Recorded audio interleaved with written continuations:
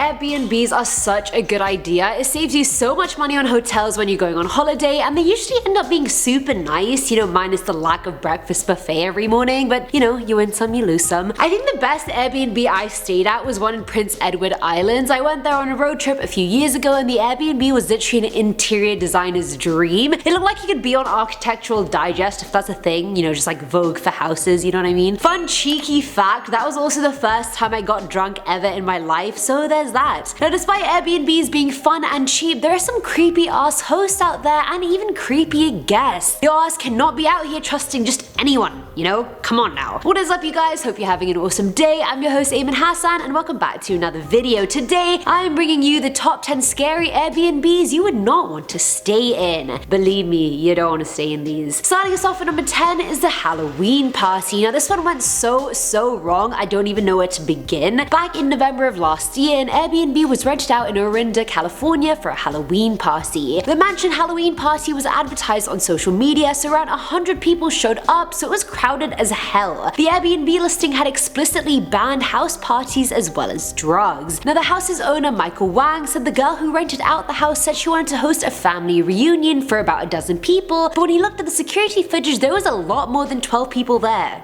You got played, Michael. The party's DJ, Omar Taylor, had invited his friend Tiara Chambers, who is no stranger to danger. She recalled telling a group of underage teens that if they saw people run, just to run with them. Within a few hours of the party, gunshots rang out and Tiara ran into the bathroom with 6 other people, and all they could hear was things like, I'm shot, he's dead, she's not breathing. When it was all over, Omar had been killed along with 4 other partygoers. No one goes to a Halloween party thinking that's gonna happen, but then again, it was a lot of random people coming together, and you really don't know what kind of people social media attracts. Like, that is quite a horrible thing to happen. Coming in at number 9 is Locked. Back in July of 2015, Michaela Giles' phone starts going off with calls from her 19-year-old son Jacob, who was on holiday in Madrid and staying at an Airbnb. Jacob claimed his host had locked both of them inside the apartment and removed the key. The host is wrestling knives in the kitchen and forcing Jacob into a sexual act. Airbnb would not give Michaela the address, and they didn't call the police for her either. According to Jacob, he'd met his male to female trans host near a subway station by her house. As soon as they got inside, Jacob said she kept trying to kiss him and told him to take his pants off, and that if he didn't do it, she would kick him out onto the streets. Then the whole knives rattling in the kitchen thing happened, and Jacob was like, okay, either she's gonna kill me or me her. He eventually persuaded her to let him out, saying he had friends he had to meet up with who would know something was wrong if he didn't show up. After he finally got home to Massachusetts, he claimed he was sexually assaulted and went into trauma therapy. The host, on the other hand, rebuffed all the allegations, claiming the act was consensual, there was no threatening going on, and that Jacob was simply transphobic. I don't know the truth to the story, so I don't know who's lying and who's telling the truth. At number 8, we have the Junkie Den. Back in September of 2016, Sydney-based Airbnb host Holly rented out her own apartment for 10 days, hoping to pay off some of her credit card debt. Oh, it'd be like that, Holly, it'd be like that. It's just, you just can't pay it off, it just keeps piling up, you know what I mean? Anyway, the guest was a woman called Michelle, who told Holly she had a sick child who was at Sydney Children's Hospital and she just needed a nearby place to stay in. As Holly was an Airbnb newbie, she decked out her apartment and bought some new furniture for it, but the whole thing was futile. After Michelle had checked out, Holly went to her home to see it turn into a junkie den. The place had been trashed and stank like chemicals, which they later found out from police was heroin or ice. Michelle had obviously had more people in the house with her, and they had gone to town in there. Fruit had been thrown at the wall, crack pipes were left everywhere, and their smoke alarm had been covered so they can smoke inside. Used cigarettes were all over the floor and in the cupboards, ashes all over the $2,000 rug, and their towels, lamps, cushions, speakers, and bed sheets had all been stolen. There was blood over some of the towels as well, and the damage came up to more than $10,000 as she became homeless while the damage was being repaired. The disrespect of letting someone into your home and then them doing that to it is just disgusting and beyond me. Filling at number 7 slot is the camera. Back in November of 2017, Derek Starnes and his wife rented out an Airbnb in Florida for their holiday. When they got there, they started unpacking and all was well until Derek looked at the smoke detector in their bedroom. Since he was employed in the tech industry, he was well versed in electronics and saw this hole on the side of the detector. So he took it down and inspected it, only to find a hidden camera inside of it. Shocked and disgusted, he took out the SD card and found another hidden camera cam in the living room as well. The footage showed the couple as well as other suspected victims. The Airbnb host, 56-year-old Nat, was arrested with 1 count of video voyeurism, which is a 3rd-degree felony. He claimed the camera was there for all consenting sex parties, and the police were like, okay, if that's the case and it's consensual, why were they hidden? Nat responded by saying it's a better camera angle that way, which is clearly bullshit.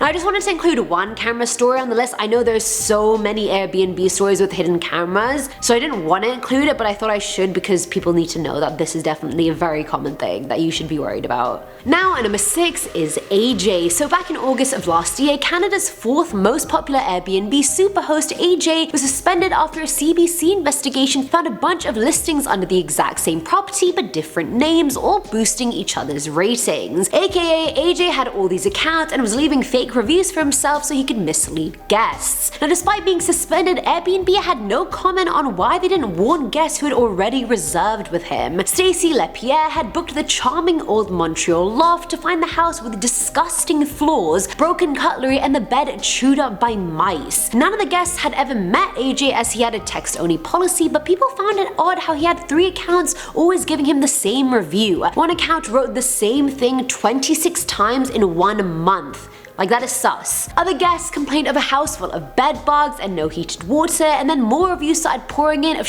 smells, trash on the floor, broken windows, vermin, and looking like the houses were vandalized. Airbnb did nothing to compensate these guests, and now AJ has made new accounts under the names Barry and Arvin after getting suspended. Hashtag Stop AJ 2020. Coming in at number 5 is The Raid. Back in 2012, 2 roommates went on a month-long holiday and decided to rent out their Stockholm apartment on Airbnb so they could at least make some money while they were away. Good financial decision, girls. So far, so good. However, when the girls returned, they found a note on their door which said the police had raided their apartment for prostitution. When they went inside, they found used condoms everywhere as well as pubic hair and other things fitting of a temporary brothel. The women had come from Dublin and were under police surveillance from the moment they set foot in Sweden. They looked extremely high class, so it was quite strange how they rented out an Airbnb when they looked like they could easily afford a 5-star hotel. The 2 girls were caught in the act by the police, and Airbnb put the renters up in a hotel till their home was professionally cleaned and sterilized and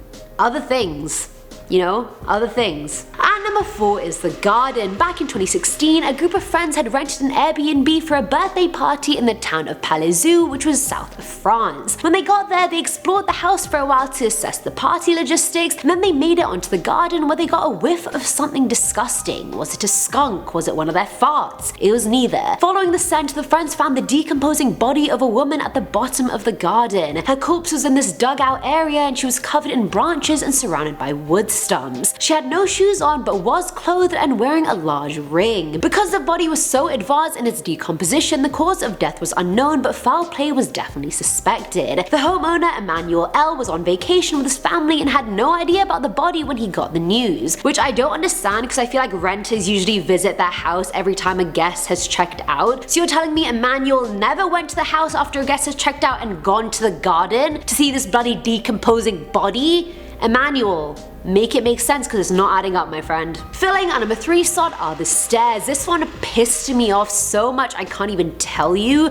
I hated it, but I felt like it had to be on the list. South African filmmaker Sabahale Nkumbi booked an Airbnb in Amsterdam for this exhibition she was writing an article on. Sabahale admitted that her and her friends were a bit late in checking out, but have a little leeway. Even hotels give you that. What's half an hour, come on. The Airbnb host can be heard shouting out now, and throwing her clothes and suitcases down the stairs. He goes on to say this is not Africa and for you people to get out. He then pushed her headfirst down the stairs and the whole thing was caught on video. You can see Sabahale's head slamming the wall and floor with her face and she's just lying there motionless, and the dude has the bloody nerve to then come down saying out now while trying to wake up her unconscious body. Like, he just pushed her down the stairs. Do you think she's gonna get out right there? No, you idiots. Her friends come in and see her on the floor unconscious and obviously start crying. She later shared that his wife had come to tell them to get out and she had said, can you please give us a few minutes just to pack and leave? And that's when the husband came in guns a-blazing. He grabbed her, and she even says in an interview that she knew he was gonna throw her down the stairs. She was gripping onto the wall, but eventually lost grip since it's a flat, bloody wall. Next thing she remembers is waking up in the hospital with a concussion. Obviously the whole thing was racially motivated, and I find that absolutely disgusting. Now, in number 2 are the Nights of Horror Part 1. This one freaked me out so much. Like, you really can't trust anyone at all,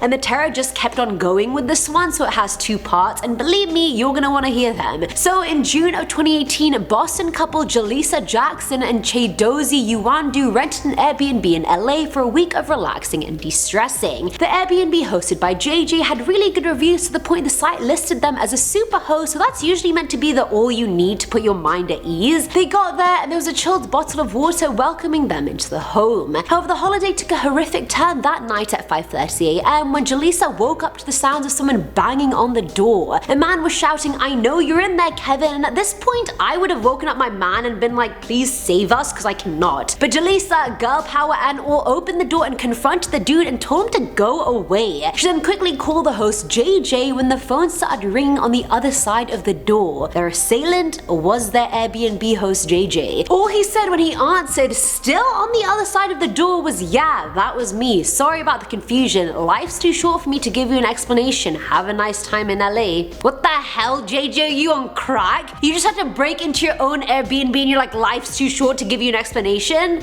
Are you on crack? I just find that really funny personally. And finally, at number 1 are the Nights of Horror Part 2. Miraculously, the couple decided to let their host's actions slide and continue to try and enjoy their holiday. They spent the next day at the beach and had a nice date in the evening before turning in for the night. At around 2 AM, a man came crashing through their bedroom window, sending window shards everywhere. Thankfully, Uwandu jumped into action and pinned the assailant into the ground, and Jaleesa went to call the police when she recognized the man was none other than JJ again. JJ, baby, what is you doing? He somehow managed to free himself and ran out the door while the couple armed themselves with knives and barricaded themselves into the kitchen. Police eventually apprehended JJ, who told them he tried to evict the couple over cleaning fees, the snake. Then, in another turn of events, an elderly woman came to the house asking the couple who they were. Apparently, she had rented the place out to JJ, but he wasn't allowed to rent it to others. Obviously, the couple was refunded their money and offered more money as well as therapy sessions, but wow, what an experience. Also, what was JJ trying to accomplish? Was he trying to kill them?